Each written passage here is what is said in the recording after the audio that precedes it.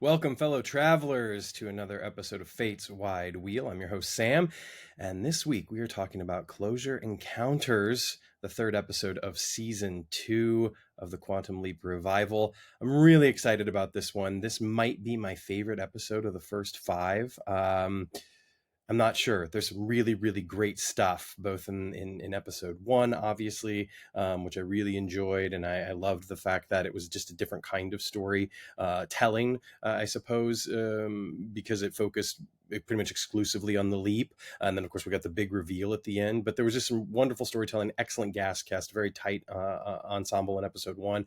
Two, it was fine. It was good. I didn't have problems with it. It's just very, very hard, I think, to have a successful episode based around that particular trope, because it's something we've seen so many times. And there was some split attention, obviously, between the leap and the project stuff, and a lot of necessary kind of gathering of the crew and getting kind of everything set up. So there was a lot of setup.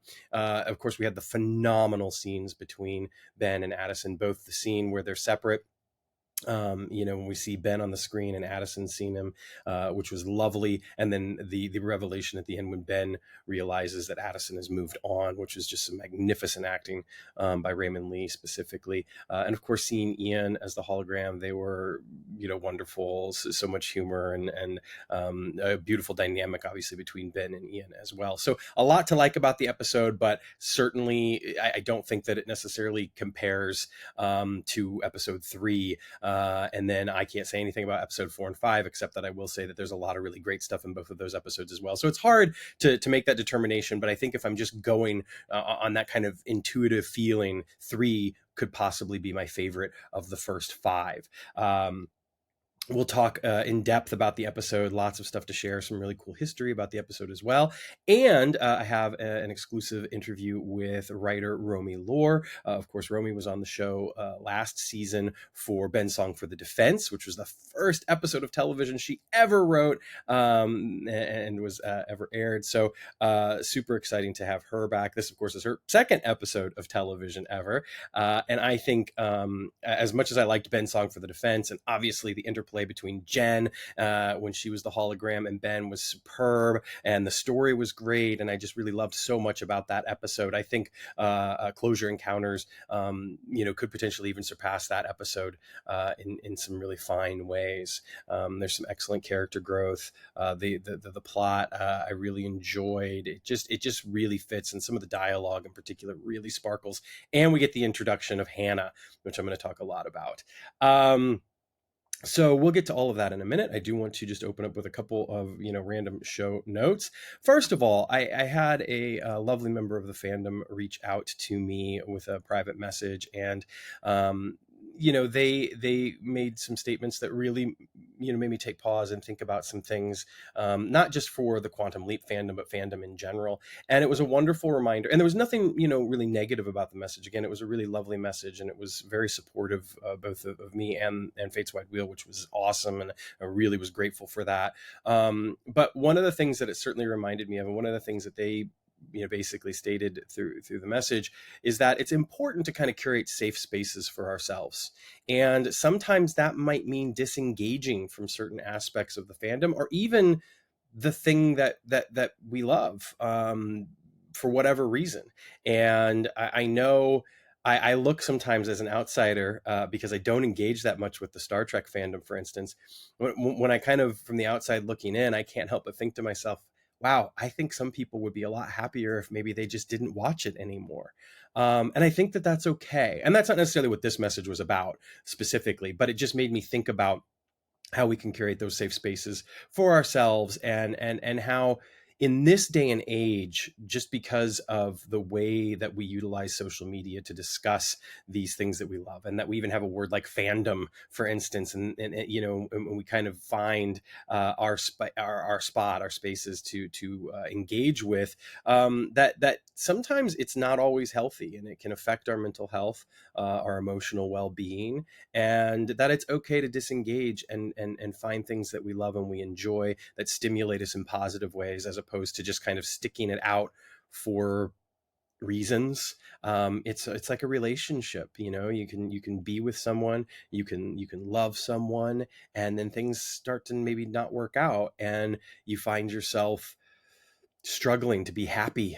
You find yourself struggling to take joy in the things that used to make you happy. You basically fall into a depression, and the best thing to do sometimes is to get out, is to break up. And that can be really hard, and it can suck, and it can hurt too. And so I don't want to be melodramatic or make too much of it, but I just think that it's incredibly important, in this day and age, that sometimes we take a break if we need it, and sometimes we can walk away, and it doesn't necessarily mean that we have to stop watching, or we have to stop enjoying the thing, but maybe we just kind of stop engaging with the fandom because we're not feeling appreciated, or we're not feeling heard, or we're not feeling seen, or we're not deriving joy out of it. And I think that in this life, it is incredibly important to engage with the things that you can derive joy from. And I'm really grateful that they passed on this message, and I'm grateful for them. And it was a moment to reflect on some of those things, and I just wanted to share that. And certainly not naming any names or going into any more detail than that, but for the sake of conversation, I wanted to throw that out there, because again, it can be difficult, and as it pertains to Quantum Leap specifically, this is a show that basically has, this 30 plus year history. And there are many, many, many people, from about my age into, their 60s, even their 70s, maybe even their 80s, who are watching this show, who watched the original series when it aired in 89 and 84. And I think when you bring that baggage, for lack of a better word, into this experience, depending on how you handle that, it can create a viewing situation that perhaps isn't necessarily what you want it to be, or as enjoyable as you want it to be. And that's okay. And it's okay. As much as I want everybody to watch this show, and I want it to just have gangbuster ratings, and I want this show to be the show, the destination watch for millions and millions and millions of people, the truth of the matter is that if it's if it's not bringing you that, if it's not stoking those fires, it's okay to go and watch something else. What it's not okay to do, though, and I feel like I see this a lot, and I hate to say this, and not that I'm the arbiter of what's right and what's wrong by any stretch, but I don't believe personally that it's okay to continuously throw out derogatory comments about the cast, the crew. Specifically, I see it directed to a couple of specific people in the cast, and I see it directed towards the writers in general, like this amorphous blob that some people make them out to be. And I don't think it's fair, and I don't think it's right. And I think that a lot of people making these judgments, could they do it? That's the question that I'm always left wondering. And it's like, and if you can, then go write something that you want to see. That's how a lot of great art is started. JJ Lindell and I had this discussion. Deborah Pratt, when she was on the show, had these comments to make. And I think that if you're not seeing what you want, then go create it. Go create it. The ability is out there. We have so much technology at our disposal, and yeah, it can take time, and yes, it has to start small and get big. You're not going to just walk in and get a network show or whatever, but I think that there's a lot of value in being able to express yourself and create the things that you want to see in the spaces that you want to see them in. That said, watch the show. It's great. Episode 3 in particular is phenomenal. And I'm so glad that as you're watching this, as you're listening to this, you've seen it. You've seen Closure Encounters. And I think that the first thing to note about the episode is the emotional state that Ben is in after the revelations from the end of Ben and Teller. I love the fact that we're getting to focus more on the character arcs than the plot arcs. And that, to me, is one of the biggest steps forward that the series has made in the transition from season 1 to season 2. And mind you, and this is something that we talk about in the interview with Romy Lore, there was no time, there was no break, they didn't go away, recharge, take a breath, and then come back with these ideas. It was midstream that Martin kind of threw out this idea and said, this is what we're going to do in season 2. We're going to have this time jump. This is where the relationships are going to be.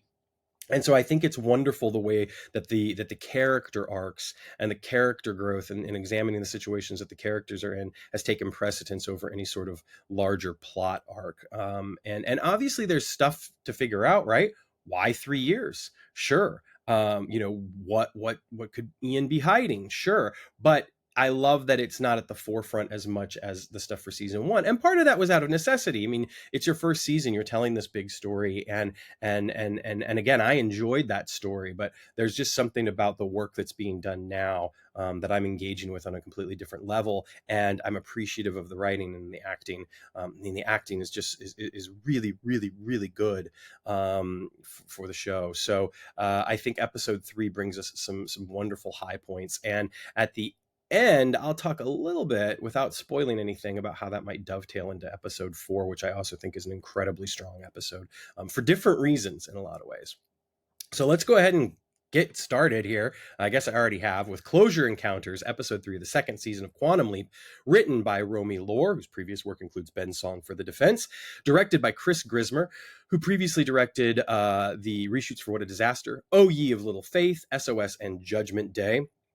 I think O Ye of Little Faith, SOS, and Judgment Day, 3 fantastic episodes, especially from a directing standpoint of season 1. So, of course, we're in good hands. Chris is also an executive producer on the show. Chris recently did an interview with the Quantum Leap podcast. Check that out. He's awesome. Had a lot of great stuff to say. Interesting tidbits and stuff that they were able to get from that interview. So make sure you're checking that out. We got a guest cast that includes Louis. I think it's Louis. I'm going to go with Louis, but sometimes I look at it and I'm going to say Louis. I apologize, not only to you, but also to him. Louis Hertham, who plays Sheriff Woodrow Morgan. Allison Thornton, who plays Carrie Baker, Morgan's granddaughter and the victim/accused in our interesting little plot here. And William Derry, who plays General Austin Murray. This is the only credited guest cast that I have right now. Of course, we do have some other cast members, guest cast in the show. Pardon me, in this episode. Those are the ones that were easily accessible in the intro credits to the episode, as well as currently listed on IMDb. But there are, of course, a few other folks that we'll mention throughout the course of this episode. We kick things off with the leap out. Ben, and we've got this perfect atmospheric night shot. Ben is standing with a farmer. The farmer immediately starts talking about, what we think to be little green men hiding in the woods. The farmer is very concerned about this, scared, does not want to go up there. Ben realizes that he is an agent for Project Sign, and Project Sign is something that really existed. It was an official U.S. government study of unidentified flying objects undertaken by the United States Air Force and active for most of 1948. It was the precursor to Project Grudge, which succeeded Project Sign in February of 1949, and then, of course, was followed by the more famous Project Blue Book, which operated from 1952 to 1969. So Project Sign, technically by this time, had become Project Grudge by 1949. But that's a small oversight perhaps. And it's a very again steeped in real life history, and I love that little tip of the hat to the precursor for, again, that more popular Project Blue Book, which of course Ian will name check here in a moment. And so Ben heads into the woods. Again, we get this really wonderful atmosphere with the night shoot and the mist and a little bit of rain, and it's just really it's perfect. It recalls some of those episodes of the X-Files, for instance, where Mulder and Scully are skulking throughout the woods in Vancouver or wherever they were actually supposed to be. But yeah, I really enjoyed that. It sets the tone perfectly. I love that we immediately turn things on their ear, because it turns out that it's a group of teenagers setting up gnomes, garden gnomes, in the woods to scare the farmer. Ben comes back, has this lovely line about leave out milk and cookies, and he should be safe. Very funny. Ben gets in the car. Addison pops in. For those that have been asking and questioning about this, we do get a sound cue and kind of a visual cue when she pops in, which startles Ben.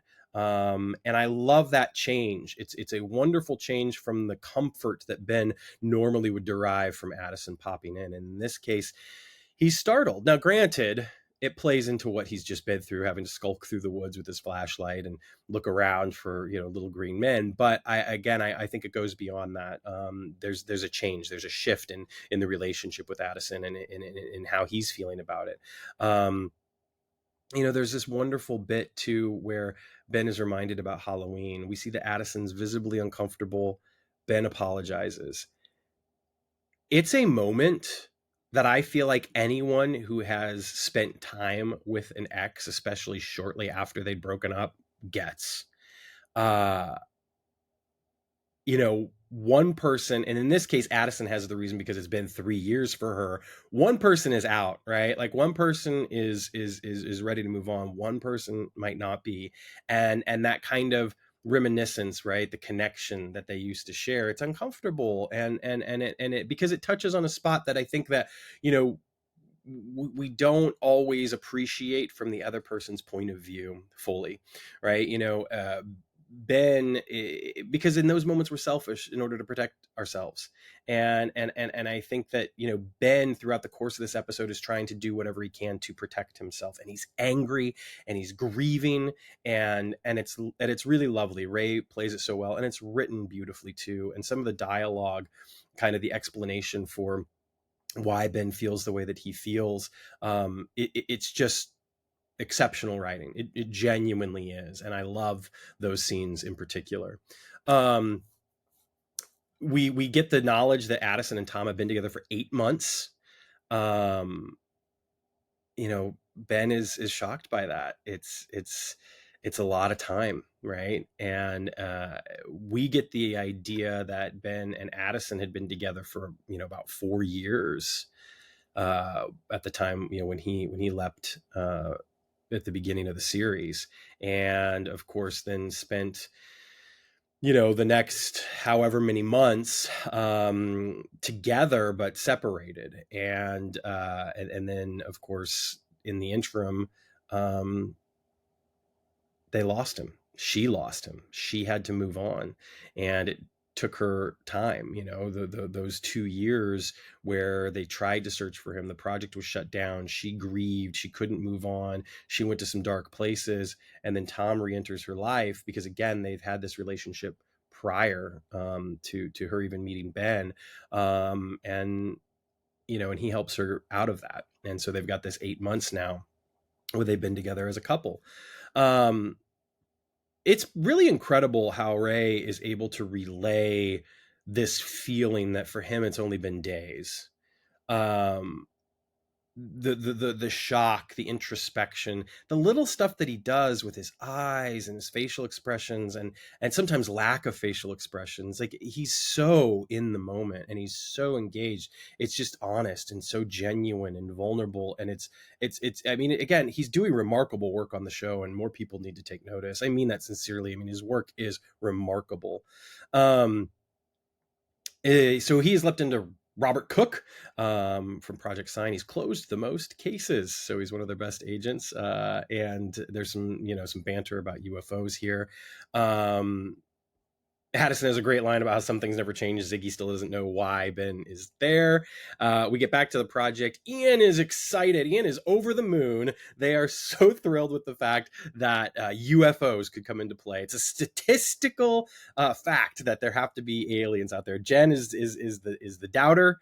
Ian is the believer. Magic comes in, and Magic kind of shocks Jen by being a believer as well, which shouldn't come as too big of a shock, I think, to us watching the show, because we've gotten hints before that Magic, as a result of what he experienced in Vietnam with Sam leaping into him, he's a little more open to certain things, and he literally articulates that being leapt into alters one's ability to believe in alternative possibilities.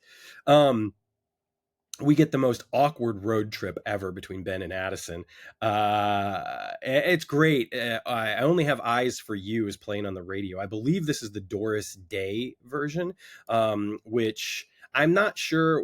I know it was recorded in the 40s. I don't know exactly when it was released. I know that there was a release in 1950, but it looks like there was possibly an earlier release as well.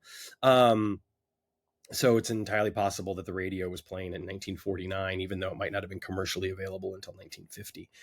Anyway, it's a, it's perfect atmospheric song. It is, according to ASCAP, the 20th century's most recorded song. So there you go.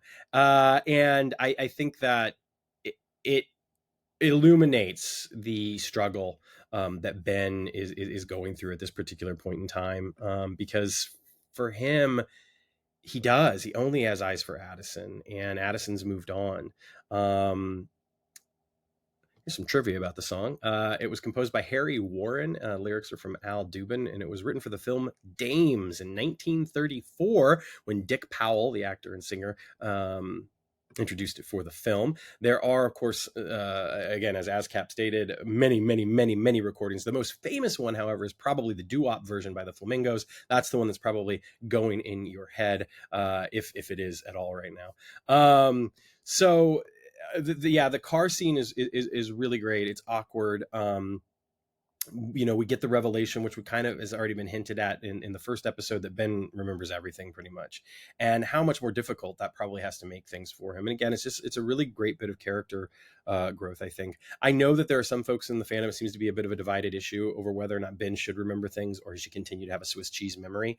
I think that the truth of the matter is the device worked well in season 1. It worked, it worked to the benefit of the show. It was a part of the overall mystery. I think there's something much stronger, and it's a much more effective choice to have him remember everything now. I think that, the Swiss cheese memory, of course, is a tried and true bit from the original series, and it worked well, and it was convenient a lot of times.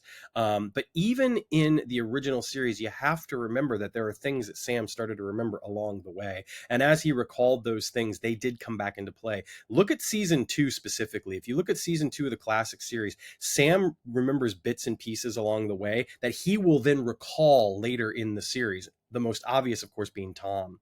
You go from Disco Inferno to Animal Frat to, of course, The Leap Home. That through line, that arc, it exists. So the precedent is really already there for Sam to have been regaining his memories as he goes on.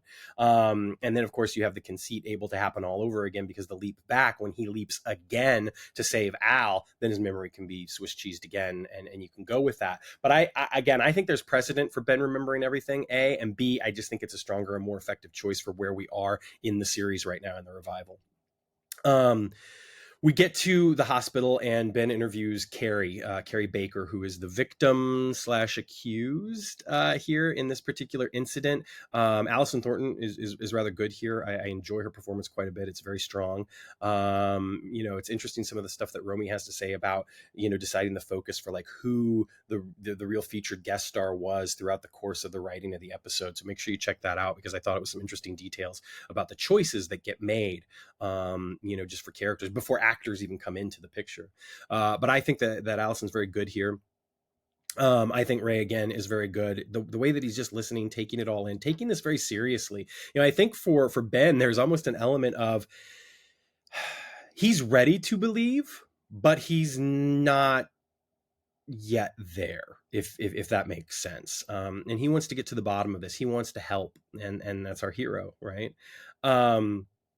We get this wonderful kind of flashback. The whole car accident scene, I think, is shot incredibly well, edited perfectly. Shout out to Piper Cruz, who I know is the editor on this episode, been on the show before. And I just think that it's very atmospheric. It's directed in that way so that you can seemingly do a lot with very little. They didn't need to do anything other than, and I'm guessing here, I don't know if this is specifically what they did, than to have some floodlights, a car on a dark road, and that's it. They didn't need a bunch of other stuff.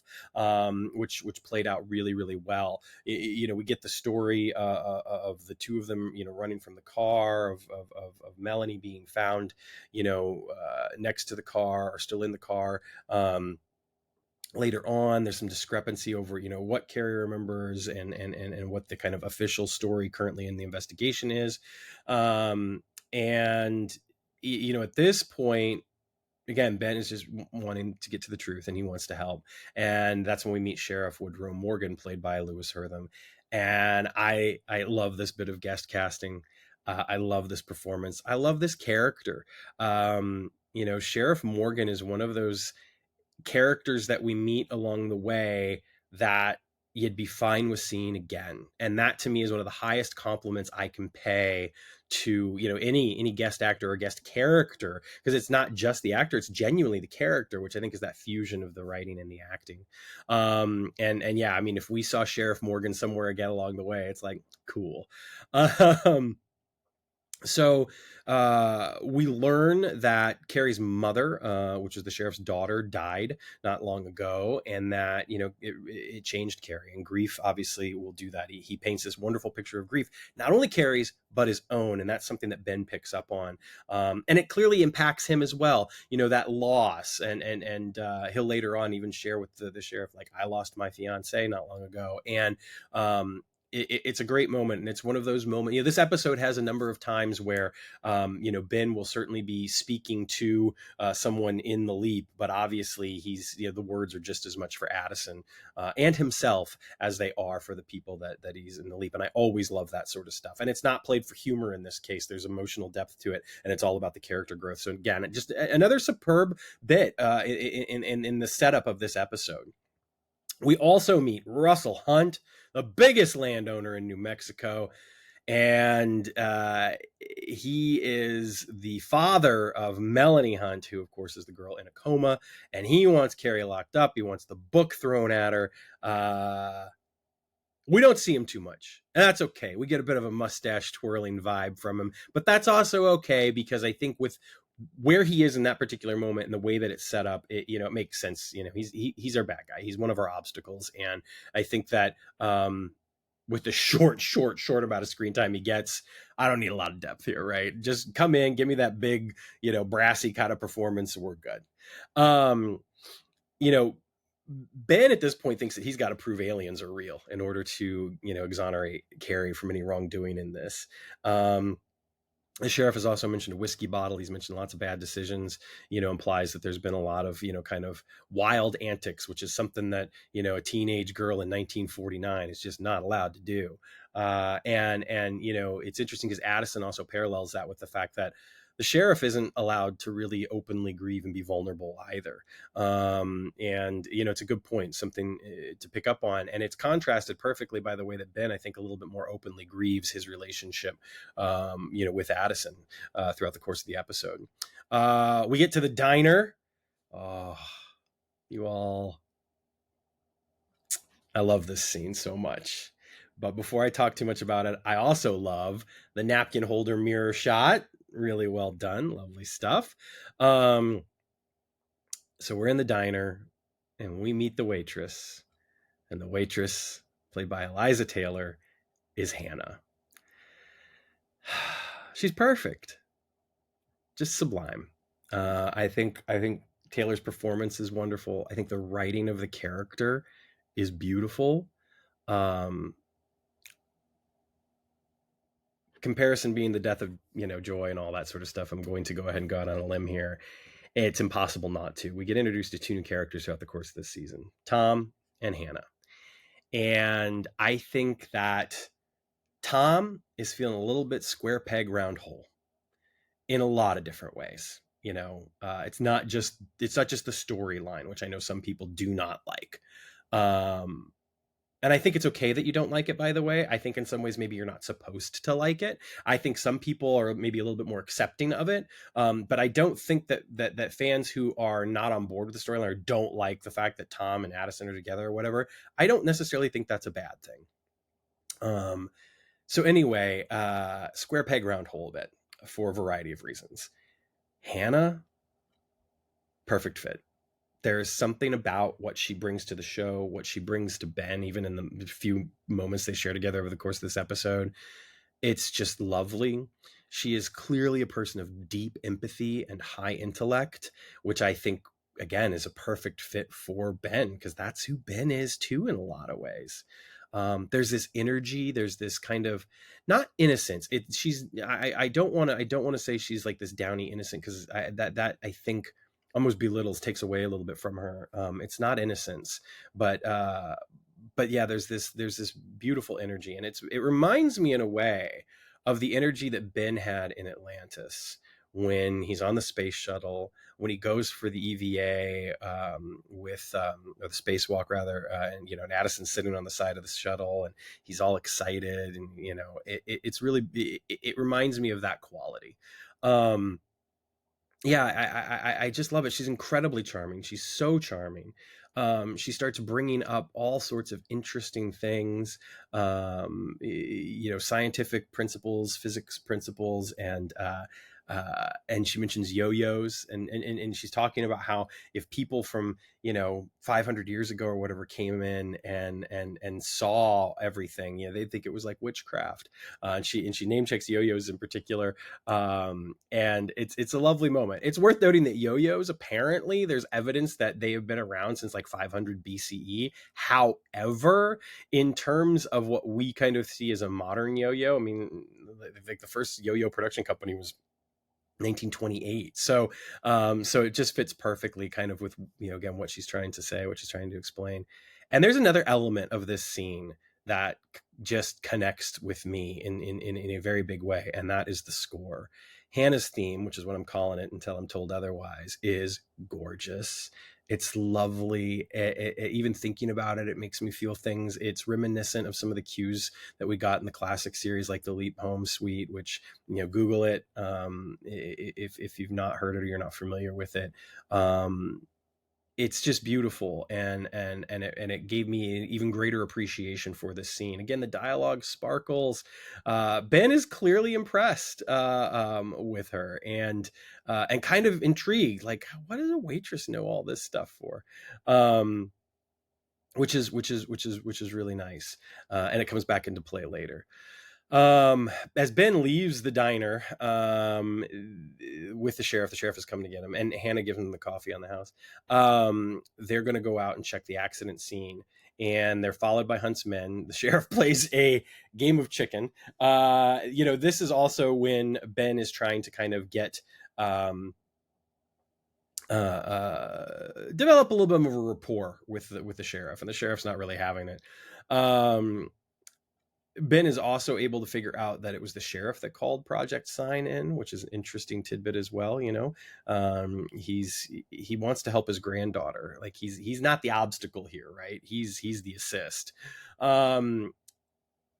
The game of chicken with huntsmen in the cars, it's a great little bit, some good tension, a little bit of humor as well. And again, the sheriff has that kind of old school, masculine, almost toxic masculine mentality of the only way to deal with a bully is head on. And succeeds in this moment, but it's obviously reckless and it's kind of dangerous. And you know what? It's interesting because Ben feeds on that. Ben, I think at this particular point, with his anger and his frustration and the grief that he's going through, he connects with that rash and reckless energy and indulges it, perhaps even going beyond what the sheriff is comfortable with at times. As they explore the crash site, there's some great moments. The biggest one being is Addison is starting to get the feeling that Ben is just kind of brushing past her, ignoring her a little bit. He's playing this his way and he doesn't necessarily need her help, doesn't want her help. He's angry at her. He's short with her. The discussion about grief between the sheriff and Ben, like the parallels between, Ben's own grief and the sheriff's grief of losing a loved one and not wanting to lose his daughter, and Ben indulging in that idea that if he can get the sheriff and the granddaughter, back together, that maybe he and Addison can get back together. There's just a lot of really wonderful parallels in the story, and it plays really well. And I think the nice thing is too, is that it doesn't just feel like a vehicle for the character growth. The relationship between the sheriff and the granddaughter is equally important. The stakes are very high, and our leap story is very engaging. So it works really well. It's not some sort of cheap trick. It works. It syncs up really nicely.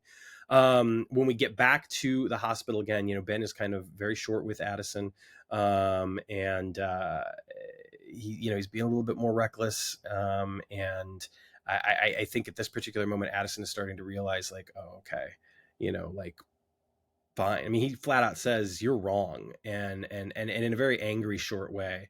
Immediately following this conversation, Ben overhears Korey reading to Melanie in the hospital. Melanie is still in a coma.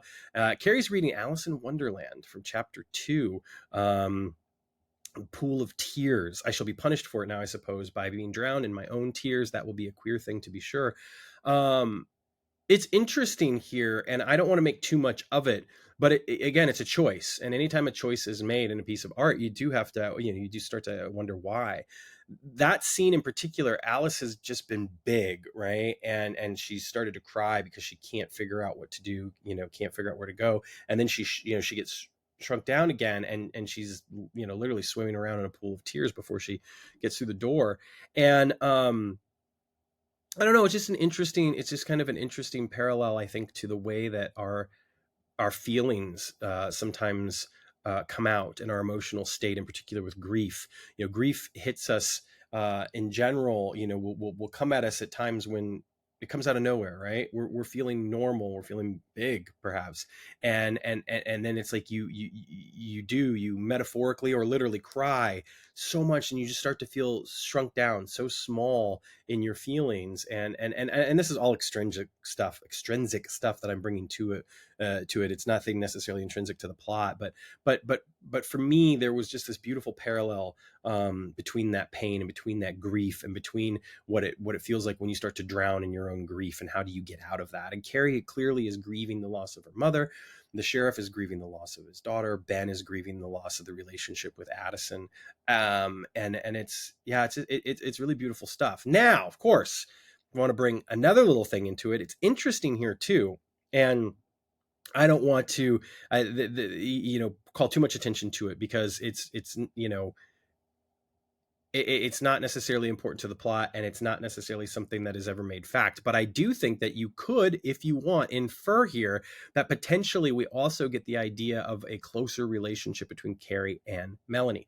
Could they be lovers? Obviously the word queer is used in a completely different context, obviously.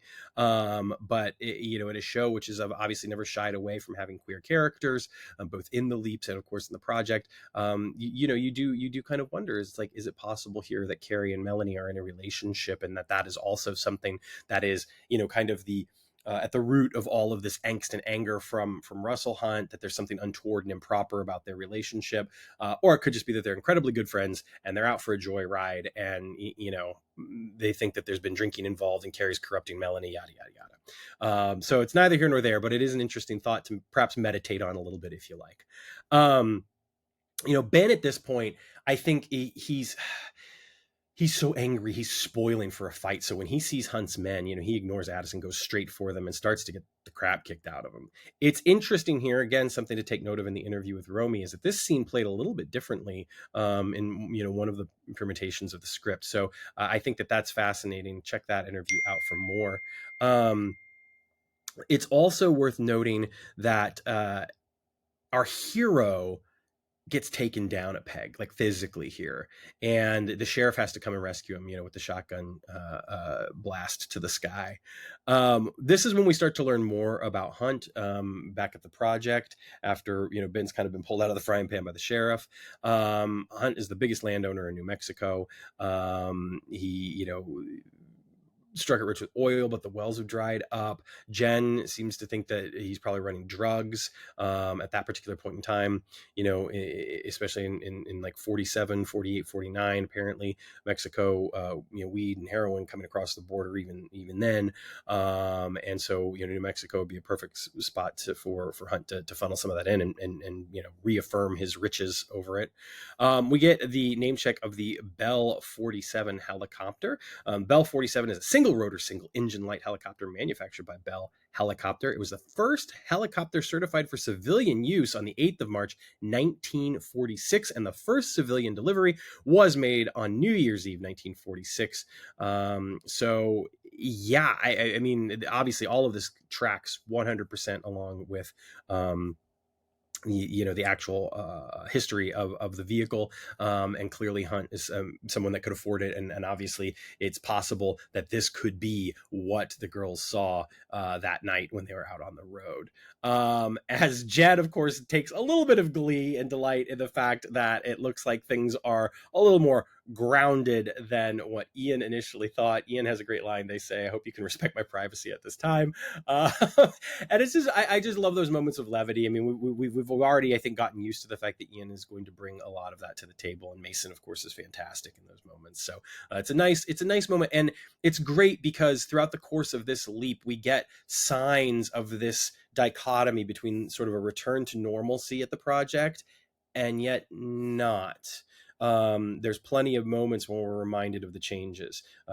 Jen and Ian talk about the magic is asking questions to Jen and Ian about what's going on in the leap time. At times, Addison is clearly having things to say about the nature of Ben's activity and his behavior over the course of the leap. So I think that some people, I've seen comments made, and I think that this is mostly people that had only seen, the second episode, about how things were, getting back to normal too quickly or whatever. And that's just not the case here. That's not happening. We're not seeing that.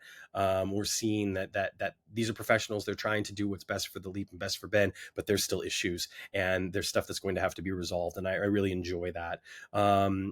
Magic is almost wanting to pull Addison out of the leap, send somebody else in, but she thinks she can still get through to Ben. So she's gonna stick it out, which is a nice, I think, callback in some ways to her comments in episode 2 when she thinks that Ian should stay there because they've been with Ben this whole time, and they're the one that has to get Ben through the leap. You don't want to change course in the middle of the leap, and so in a a nice reflection of that, she's saying, no, I've got to stick this out. It's clear she's uncomfortable, it's clear she's struggling, but she feels like it's best to stick it out. And I think that's a really interesting bit, and something that it'll be an important takeaway from this episode, I believe. We get this lovely scene between the sheriff and Ben, and Addison is in the car as well, this nighttime drive, and these two people just sharing these feelings of loss and guilt and anger, and Ben has these wonderful lines. Again, the dialogue is pitch perfect in this scene between the two of them, and they both just the performances are fantastic as well. The acid eating away, and wanting to just do something with all this anger, and and even the sheriff is like, we're looking for somebody to punch, basically, that reading between the lines. Then this interesting thing happens. We start to get some interference, some radio interference, some signal interference, and it also interferes with Addison, which I think is a cool little bit. Of course, harkens back to, again, stuff that we saw in the classic series. There were times when things would interfere with Al's signal. Even looking at an episode like Good Morning Peoria, when they're up on top of the radio station, and Sam is trying to fix the transmitter, and Al starts to glow and says, "Sam, I'm leaping," and Sam's like, "You're standing too close to the transmitter, step away." It's a really great scene. If you've not seen that episode, I encourage you. It's one of the high points of the classic series, Good Morning Peoria. It's an exceptional episode. So again, it interferes with Addison's signal, and she basically gets bounced out of the leap, and and Ben and the sheriff have to kind of figure out what to do on their own. We get Janice name dropped here, which is really, really nice. I know there are a lot of people disappointed that Georgina Riley, that Janice is not in this season as of yet, and it is too bad. Janice was a fantastic character, and I think being a legacy character, very important to a lot of fans. I think that there's some misinterpretation, perhaps a misunderstanding of some of the comments that have been made too, about the not having room for Janice and then bringing in two new characters. I think you have to realize that with the narrative that has been created, there's not space for Janice, because the chosen focus here is on how Ben and Addison specifically move on, and how that affects the project and how that affects the leaps. And so it makes a lot of sense. Addison has moved on, so we need a significant other. That significant other also, it's really convenient and I think helps to drive our stories in a different way if they're also a part of the project in some fashion. And it makes sense because Addison's a military person. Like, she's going to know a lot of other people in the military. Those are the people that she's going to have for friends. And, and it's the same thing with at the project, right? Like, these people are friends. They hang out together. They watch Real Housewives. They, they do all of that together. So obviously she has this kinship and this camaraderie with, other fellow soldiers. And so military, of course, having a bit of oversight on the project as well. Like, it does make sense. And then in the case of Hannah, I don't want to say too much. And there's not, I don't necessarily know much more than what this episode gives us, but the truth of the matter is that, like, that character just seems incredibly important already. And while I hope we get more Janice, and I think that we probably will, it just might not be for, might not be this season. It might not be. It could still be. That's the other thing. Like, it's entirely possible that while she's not in these first 8, they could be playing a little coy. Maybe we'll see her in the back 5. Maybe we won't. And that's all right too. Because again, the narrative that's being constructed here in the story that we're being told just doesn't involve her. And that's okay. I think we'll still love her when we do get the chance to see her again, which I hope we do. Anyway, working for the NSA in Hawaii, of course, the National Security Agency is a national level intelligence agency under the Director of National Intelligence. It's responsible for global monitoring, collection, and processing of information and data for foreign and domestic intelligence and counterintelligence purposes. It's, the NSA is a very interesting organization, and probably perhaps one of the most scary of the the big kind of intelligence organizations like FBI, CIA, all that sort of stuff, because so much of what they do is just completely unknown to the public. There's not a lot of free and accessible information about the projects that they conduct. Certainly not in any sort of timely manner. And it's perfect for Janice, as someone who is as hyper intelligent as she is, and as good as figuring things out as she is, and collecting information in the way that she helped Ben. Like, it's a great fit. So she's working for the NSA in Hawaii. This is interesting too, because the NSA facility in Hawaii is a newer facility. Actually, it's the Hawaii Cryptologic Center, or NSA Hawaii. And they conduct cybersecurity and cyber warfare operations. They focus on signals intelligence intercepts from Asia. So obviously China, being probably the biggest threat, if you will. It also happens to be where Edward Snowden worked. And in May of 2013, of course, he took many classified documents provided to the press, revealing the existence of a number of top secret NSA mass surveillance programs. Really cool little tidbit, wonderful little thing thrown in. I think it's one of those things that, to me, hearing that sort of stuff, it's kind of like, oh, maybe I've got a little bit of a connection in my head with where this is. Now I want more. And when you find this stuff out, you're just sort of like, oh yeah, this is perfect for Janice. This is great. And again, it could be a seed. It could be a seed that when they get the chance to follow up on it in the future, could be some really, really cool stuff there. So bear that in mind before we pass too much judgment on the lack of Janice. I hate it too. I wish she was there. I thought she was awesome. I thought that making her a regular would have been a great idea. But hey, this is what we got. So let's appreciate, for what we have, as opposed to sitting here, creating all the stories in our head about the things that we didn't get. It's like the kid on Christmas who, is surrounded by all these wonderful, amazing things, and they're upset because they didn't get that one extra thing. Anyway, I digress. Ben at this point has been knocked out. He comes back to in a hotel room. Addison is there. It is another lovely scene. The dialogue is so great, and the acting is so wonderful, and the pain and the hurt and the confusion and anger. Ben, expressing the frustration about he doesn't know if the old Ben is ever coming back. That he's just got to figure this out, but he's got to focus on the leap, and that's something that he said in the very beginning of the episode. Let's just focus on the leap, and it's a nice parallel too, because how many times is that something that Addison had to say in the first season, because she couldn't tell Ben too much because he didn't remember. Well, let's just focus on the leap. Let's just focus on the leap. So it's really nice. We find out that Ben was drugged, and the logical conclusion is that so was Melanie. There's this wonderful moment where Korey gets discharged. She gives a big hug to Ben, and the sheriff is there to support her, to help her. And she's like, I thought you didn't believe in aliens. And he's like, I don't, but I believe in my granddaughter. It's a really nice moment. Maybe it's a little saccharine or whatever, but I don't care. I loved it. It's really, really nice. They're trying to figure out what Ben was drugged with, and Ian is working on it, and everybody's hovering over them. And Ian's like, this is going to make my results come so much faster. And like, really? He's like, they're like, no. And then of course it happens right away, and they have to kind of eat a little bit of crow, as Jen says that mouth off to magic, and the universe will get you. The drug in question is Gamma Blue 5, which the military used and experimented on back in the day. I could not find any real world information about Gamma Blue 5, but when I did research it, what kept coming up, oddly enough, was GHB. GHB, I think, unfortunately, a lot of people will know for all the wrong reasons. Gamma hydroxybutyric acid. It is a naturally occurring neurotransmitter and a depressant drug. It is used for performance enhancement, and can be used to treat narcolepsy and alcoholism. Unfortunately, it has also become known in the modern parlance as the date rape drug.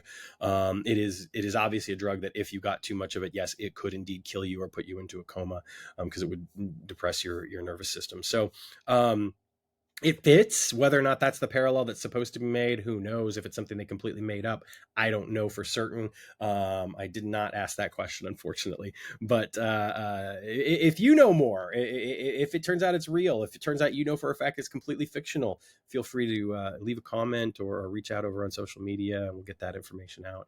We find out that Hunt has been leasing land to the military. General Austin Murray is in charge of that land. He was assigned to Los Alamos. Of course, Los Alamos, I think right now, certainly in the modern consciousness, it's easy to draw those parallels due to a little film called Oppenheimer. Los Alamos, of course, was the site of the Manhattan Project, which of course was responsible for the creation of and the testing of the atomic bomb. It's an interesting place to learn about, and I would encourage people to go take a look if you already haven't, of course, because of the film.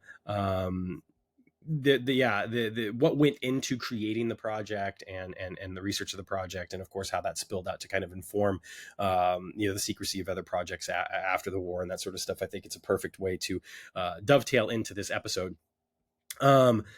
So the sheriff has been suspended, and he's going to go on the run with Carey. Ben, there's some wonderful interplay between the sheriff. It's like at the risk of ruining our budding friendship, you're going to have to let us leave. Ben, however, decides that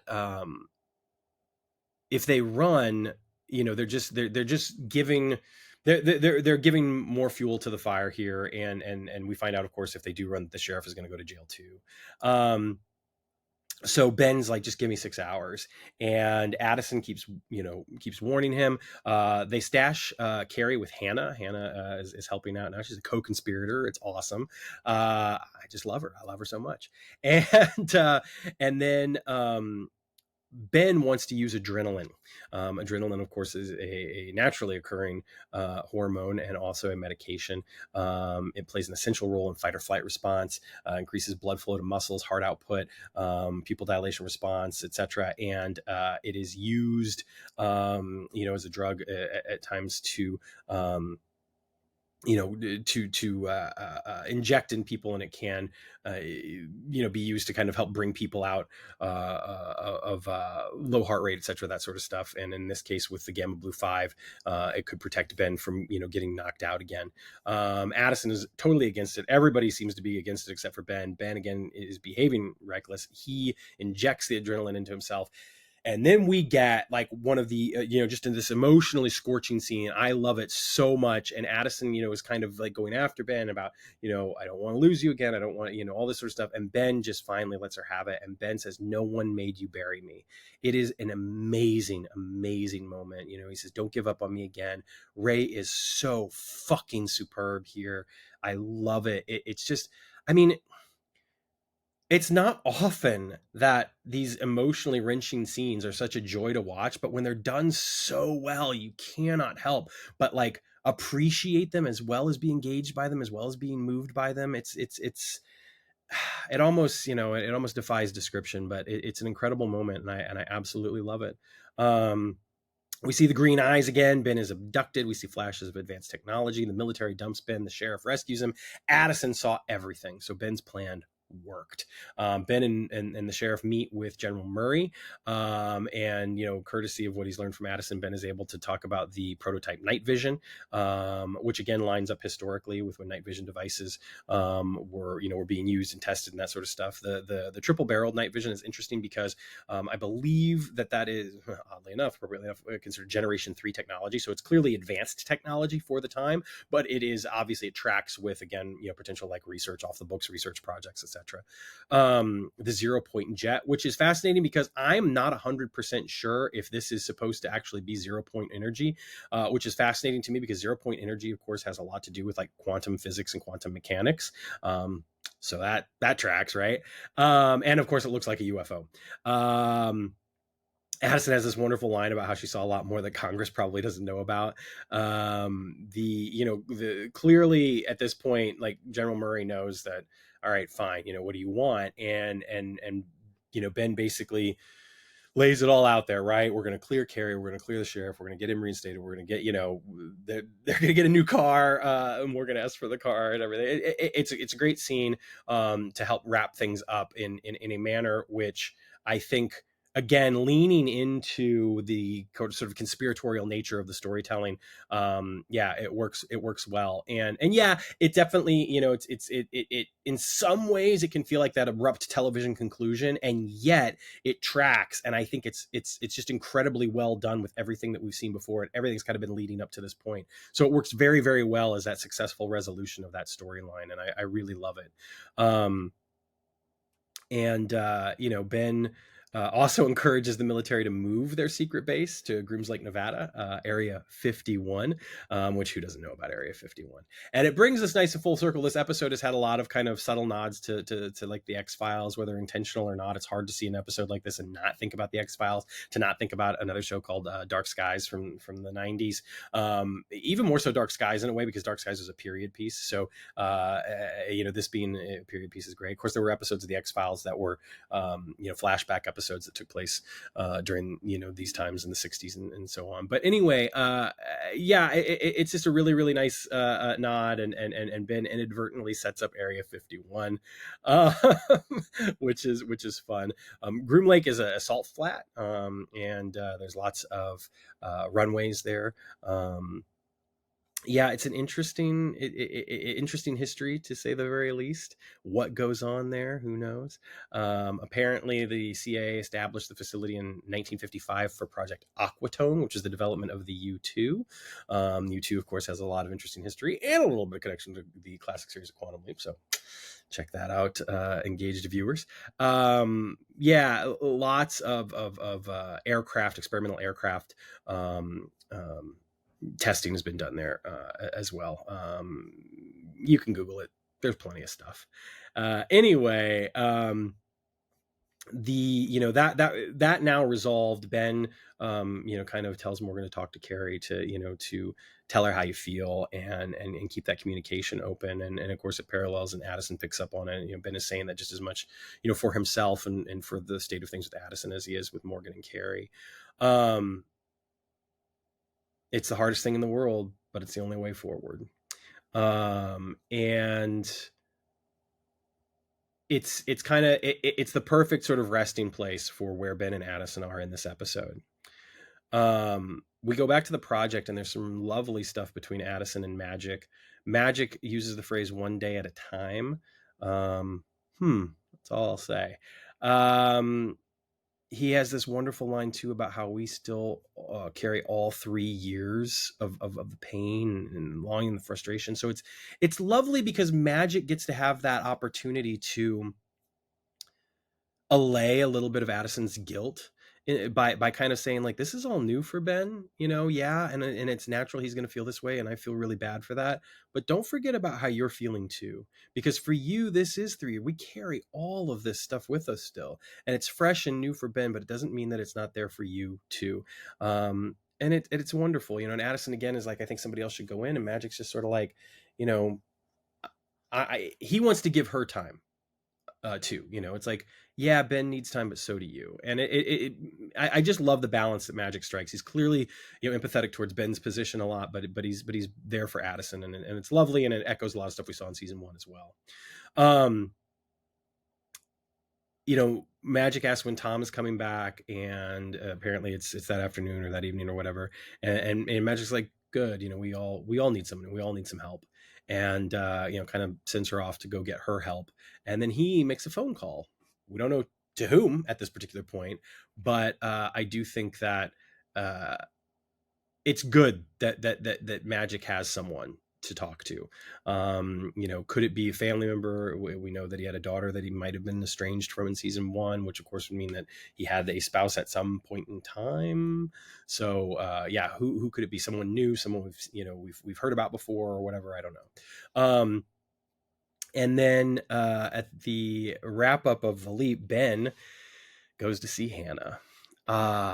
I love this scene. I love this scene so much. I love what it represents for this new character that we're meeting for the first time. I love what it says about Ben, and it's beautiful, and it plays in again to the history of physics, and kind of just that sort of experimental thinking that was so prevalent at that particular point in our history. And the Einsteins and the Oppenheimers and the von Neumanns of the world, like we're at play and thinking up these new things, these horrible things and these amazing things. And I just love that the show leans into that here. And I love what it could mean for the character of Hannah.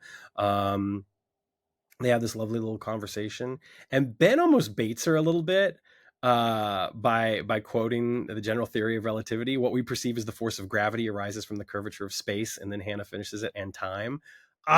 It's just a lovely little moment. And then Ben's like, what kind of waitress knows the general theory of relativity? And she kind of, she tells us a bit about her backstory and about how during, she studied this and she studied that. And during the war, she worked, on this. And of course, after the war, there were no jobs for women. And it's clear that she's very disenfranchised. And it's I love the fact that we've gotten a couple of times through the course of this season, but also the previous season, we talk a lot about it, of course, but to see these these examples in our history, and in this country's history specifically, of the disenfranchisement, excuse me, of women or people of color or queer communities, to have it just so explicitly stated, and to have it done in just this lovely way. It's just this reminder that not everybody had the same opportunities, and Ben is so encouraging. And we get that music again. He talks about Professor Yates at Princeton, and there's going to be this new physics program for women. Interesting to note that Einstein was at Princeton until 1955. He'd retired as a professor in 1945, so he was no longer teaching, but he was still there at the Institute for Advanced Study, which again, Oppenheimer, von Neumann, others were also working at. The physics department was actually under the School of Engineering and Applied Science at the time. However, Princeton did not admit women until 1969, so we can only assume that either we're in a different timeline, or that it's a program separate from actually Princeton University itself. Ben encourages her to live the life she wants, and it's clear that she's made an impact on Ben, and Ben is now kind of giving back, and he's just a wonderful human. Of course he would. And it's great, because I just feel the character I already feel so invested in, of Hannah, and I want more so bad. And we get this lovely moment where Ben is saying goodbye, and she doesn't want a goodbye. She doesn't believe in that. She wants to see you later. And for Ben, of course, he's doubtful, right? Like he's gonna leap. And man, again, just Ray, like as he's walking away, there's this look on his face of just sort of like, I said what you needed to hear, but I'm not going to see you again. And that makes me sad. And maybe somehow, some way I will, but I doubt it. And he conveyed, to me anyway, he conveyed all of that as he's walking away and then leaps out. Of course, Hannah is optimistic that they will see one another again. We'll see. The leap out occurs, and we are met with the face of Tim Matheson, and Matheson is talking about taking people down, doing this job, getting this all this, and you're just sort of like, oh, what the hell did Ben leap into? Is he now a killer for hire, some sort of criminal, and a bank robber? The table's been turned from episode 2. Of course, by the time you're hearing this, you're probably going to know the whole deal from the previews, so I won't play coy too much. But that said, it's great to see Matheson here. The energy, it's a very different leap out from a lot of the leaps out that we've seen over the course of the revival series so far, and it's very like in your face, and I like it. And episode 4, I really enjoy. You have a lot to look forward to in episode 4, and I feel like episode 4 feels in a lot of ways not the leap plot in any way, and not any sort of character reappearances necessarily, but like there's so much of the emotional content and the character stuff. It feels like this lovely sequel in a lot of ways to episode 3. They go together very, very, very well, and in particular the Ben and Addison story. There's some just incredible moments. Oh, get ready folks, because there's some incredible moments in episode 4. Again, episode 3 for me is incredibly successful. It's fun. It's got a nice driving plot. There's some red herrings here and there. There's the investigation aspect of it, which plays really well. Certainly any fan of the X-Files, I think, will easily kind of slide into this and be like, okay, I know where we're at. Let's get the full story here.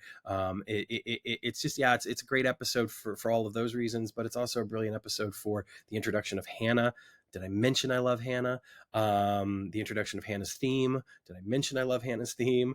But perhaps even more so than all of that, the continued character arc for Ben and for Addison, and what this means. And I am so invested in Ben right now. And again, Raymond Lee's performance deserves to be seen and praised far and wide, because he's doing just phenomenal, incredible work. And Caitlin Bassett is there with him every step of the way. She's doing just some incredible stuff. Those moments when she feels like she's conveying so many different emotions throughout the course of this episode. The uncomfortability, the kind of anger, almost, the disbelief, the shock, the care. I mean, everything that she's doing, it's great, and with a character that sometimes is there to give us some exposition. Basically, it's really, really lovely to see her get these moments of her own character arc, and of course how that's related to Ben, specifically in this episode. And they just do some really beautiful work. And for as much praise, of course, as I'm giving Ray during those scenes, like where he's jumping over the fence, or they're in the hotel room together, if he doesn't have Caitlin, I don't know that those scenes are as successful. And she's just balancing out his work so wonderfully. And it's just some lovely work that she's doing. And some of the best work that we've seen from her, period, through the course of the season. And again, this is the first thing she's ever done. It's incredible. And I want to give her laurels too, because she richly deserves them. And I think that episode 4, you're not ready for what she's capable of. Some really great stuff coming. And the writing, I mean, my goodness, the dialogue, some of this emotional dialogue. And it feels like the scenes, like the scenes between Ben and Hannah, the scenes between Ben and the sheriff, like in the car, for instance, and then all of the the Addison Ben scenes when it's just the two of them, legitimately just some of the best written scenes that we have had, like, period. And in the show, and I really I'm enjoying them a great deal. And the insights into the characters, into those situations anyway. It's like anyone who's ever lost someone, anyone who's ever felt these feelings, like, you can engage with this in a way where you just are like, I get it. You just know, you connect with it. And that's, I think, a hallmark of really good writing, is when you can connect to it so easily. So, and it's universal. People have felt these things since the dawn of time, the dawn of humankind. We've felt these things. And to be able to have them on display in this way, I think, is incredibly helpful. And it's one of those things about why art is important in general, and why even a piece of kind of like, what could be looked at as kind of like pulp fiction TV genre, trope TV, whatever you want to call it, is still capable of that, especially when it's done well and done effectively. And this certainly is. So Closure Encounters gets my highest recommendation. I think it's a fantastic episode. It stands up to repeat viewings. I've seen it 3 times now, 3.5. I didn't finish just because I had to start the interview with Romy, but yeah, it's great. Stands up to repeat viewings, and I think that this one will definitely be a high point of season two, if not a high point of the whole series thus far. Just some really, really wonderful stuff, and it is very dependent, obviously, on things that have occurred before. I don't necessarily know that this is an episode you can just jump into unaware. I do think you could appreciate it, and I do think that you'll get up to speed. Will some of the moments land quite as deeply and with as much impact if you're not aware of what's come before? I don't know. But yeah, it's just a great episode of Quantum Leap. So kudos to the cast, the crew, Romy Lore, Chris Grismer, everyone who worked on this episode. Just really, really deserves a lot of credit because I think it's a great one. And you know what else is great? People like you. I'm so grateful for anyone who has tuned in, seen this episode, listened to this episode. Make sure you're hitting the like, the subscribe, finding me wherever you get your podcasts, coming over to the YouTube channel. Come on over to YouTube. It's fun. I have a lot of fun doing the videos. I don't do, anything special with them at all. So apologies. Maybe I'll get some bells and whistles in here, but being a one-person operation, it's just only so much I could do. But anyway, the journey continues, and I'm just grateful for you all. I'm grateful for all of the support. Again, whether you are watching, listening, liking, subscribing, commenting, interacting. Thank you for all the comments on the last episode. Really appreciate it. Adrian, you're stellar. Thank you so much for your support. And of course, if you want to support the show in other ways, there is the Patreon. So you can head over to Patreon Fates Wide Wheel and support the show monetarily if you so choose. Before you do that, though, there's a lot of horrible, awful shit going on in the world, and everybody can use a little help, and we could all do with setting some things right that are currently going wrong. So if you have the opportunity, in your community, what's close to you, what means something to you, give back in any way, whether that's volunteering your time, donating some money, clothes, food, whatever you might be able to do, it helps. And I believe firmly in a world where we can all coexist peacefully and happily and helping one another, being there for one another. And, certainly that's one of the great things about this community is that I know that I've felt times when I felt pretty low or some things have happened in my life, and people have been there and they've showed support and caring and kindness. And I believe in that kindness. Never fail to be kind. I think that the world in which we live in right now, there's a lot of people hurting, and love and mercy, peace. And if you can help out in any way, please do. And if you're looking for some charities or some recommendations, I will always recommend the Trevor Project and Doctors Without Borders. Those are two charities that I support personally and have for a number of years now. So yeah, get out there and help if you can in any way that you can. If after all of that you still want to throw a dime my way, I'm grateful for it, because it really does help keep the show on, and it helps to pay for all the incidentals and possibly some new equipment, although I'm not in desperate need of that right now. But there are hosting fees and other assorted fees that I am responsible for, and every little bit helps. So I appreciate you so much. Of course, you will be getting shortly. You'll be getting early access to interviews. I haven't been able to put that together for the Romy Lore interview for a variety of reasons, but that'll definitely be happening down the road, because there will be some interviews. So you'll get that, probably a day earlier or 2 days earlier. And then of course there are the watch-alongs, which I know when the show airs, it can be difficult to make those, but I really appreciate everyone who is coming out. It's been a lot of fun, and there's always the possibility and the potential to have some special guests pop in, as they did last season. A little bit more difficult, obviously, because when the episode finishes airing, I believe it's only like 6:00 Pacific time, and that's when the writer's room is kind of closing down, based off of what little I know. So yeah, people have already had a long work day. I don't know how many people are going to be able to pop in, but hopefully that will happen. I've got some great interviews that I'm conducting this weekend. Really, really looking forward to that. Oftentimes on the Discord server or in those watch-alongs, I'll let slip who I'm getting the chance to talk to before I let it slip to the public at large. So other little benefits, and I'm certainly looking up and thinking about other ways that I can do that for you because I want to offer, as many robust benefits as I can, but hopefully just supporting the show is enough. That's my spiel. Thank you all so much. I really, really, really cannot tell you what it means to me. And sometimes I'm still mystified over the fact that people do it. And I'm very, very grateful for that. And I'm grateful for everyone who does. That's it. That's all I've got for this week. It has been a lot of fun talking about closure encounters. Obviously, I've talked quite a bit about closure encounters.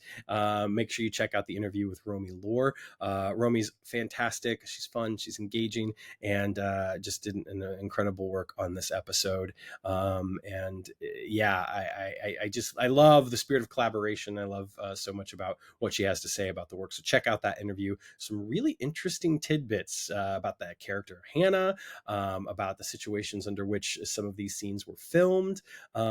Just some great insights in general, and wonderful information that you are going to want to know. But in the meantime, take care of yourselves, take care of one another, stay safe out there, and remember, always, always leap responsibly.